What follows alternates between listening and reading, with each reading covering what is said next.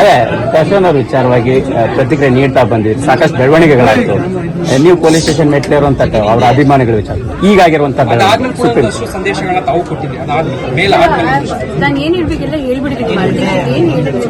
Ma'am, ಹೆಣ್ಮಕ್ಳಿಗೆಲ್ಲ ಧೈರ್ಯ ಬಂದಿದೆ ಒಂದು, ನೀವು ತುಂಬಾ ಜನ ಒಂದು ನಂಗೆ ತುಂಬಾ ಖುಷಿ. ಯಾಕಂದ್ರೆ ಇದೆಲ್ಲ ಆದ್ಮೇಲೆ ಕಾಮೆಂಟ್ ಸೆಕ್ಷನ್ ಸ್ವಚ್ಛ ಭಾರತ್ ಅಂತಾನೆ ಹೇಳ್ಬೋದು. ಹೌದು, ಬ್ಯಾಡ್ ಕಾಮೆಂಟ್ಸ್ ಅಂಡ್ ಹೆಣ್ಮಕ್ಳಿಗೆ ಸ್ವಲ್ಪ ಧೈರ್ಯ ಬಂದಿದೆ ಅಂಡ್ ಅವ್ರಿಗೆ ಟ್ರೋಲಿಂಗ್ ಎಲ್ಲ ಕಡಿಮೆ ಆಗಿದೆ. ಸೊ ಹಾಗಾಗಿ ಐ ಫೀಲ್ ಲೈಕ್ ಎಲ್ಲೋ ಒಂದ್ ಕಡೆ ಒಂದು ಒಳ್ಳೇದಾಯ್ತು ಅಂತ. And on the other side I think police commissioner ಹತ್ರ ಮಾತಾಡಿದ್ರೆ ಇನ್ನೂ ಅರೆಸ್ಟ್ ಆಗ್ತಾ ಇದೆ. ಎಷ್ಟೋ ಜನ ಅವರು ಫೋನ್ಸ್ ಮನೆಗೆ ಹೋಗ್ತಿದ್ದಾರೆ. ಸೊ ಅರೆಸ್ಟ್ ಆಗ್ತಾರೆ. ಇಲ್ಲಿವರೆಗೂ ಐ ಥಿಂಕ್ ಒಂದು 7 ಜನ ಅರೆಸ್ಟ್ ಆಗಿದ್ದಾರೆ. ಮುಂದೆ ಇನ್ನಷ್ಟು ಜನನು ಅರೆಸ್ಟ್ ಆಗ್ತಾರೆ ಹೇಳಿದ್ದಾರೆ. ಅದೇ ನಾನು ಹೇಳ್ದಂಗೆ ಅವರು ಫೋನ್ ಸ್ಟಾಪ್ ಮಾಡಿ ಮನೆಗೆ ಹೋಗ್ತಿದ್ದಾರೆ. ಎಲ್ಲ ಬೆಳವಣಿಗೆ ಆಗಿದೆ.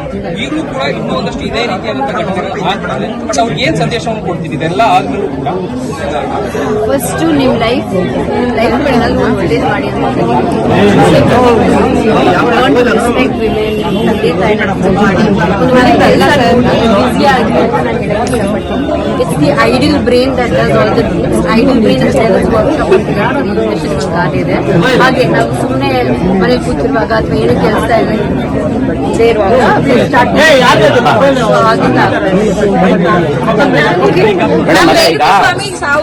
ಸಿಗ್ಬೇಕು ಅನ್ನೋದು ನಿಮ್ಮ ಆಸೆ ಆಗಿತ್ತು.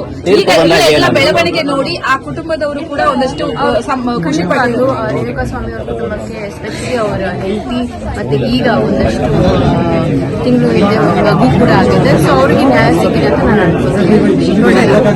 ಮೇಡಮ್, ನಿನ್ನೆ ಒಂದು ನಿಮ್ಮ ಆಡಿಯೋ ಅನ್ನೋಂಥದ್ದು ಅದು ಏನ್ ಕ್ಲಾರಿಟಿ ಆಕ್ಚುಲಿ ಅವಾಗಿಂದು ಅಂತ ಅಂದ್ರೆ ಈಗ ಅವತ್ತು ದರ್ಶನ್ ಅವರ ವಿಚಾರವಾಗಿ ಮಾತಾಡಿದ್ರಿ, ಸ್ನೇಹದ ವಿಚಾರವಾಗಿ ಮಾತಾಡಿದ್ರಿ.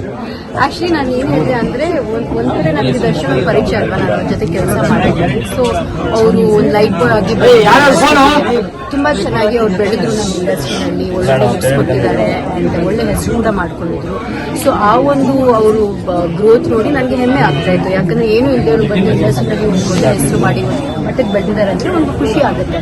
ಬಟ್ ಇವತ್ತು ನನಗೆ ಈಗ ಆಗದೆ ಹೋಗಿದ್ರೆ ಇನ್ನೂ ಅಷ್ಟು ಚೆನ್ನಾಗಿರ್ಬೋದಾಗಿತ್ತು. ಆದರೆ ಅವ್ರ ಜೀವನ ಹಾಳು ಮಾಡ್ಕೊಂಡ್ರಂತ ಅಲ್ಲಿ ನನಗೆ ವಿಚಾರ ಆಯ್ತು ಅಷ್ಟೇ.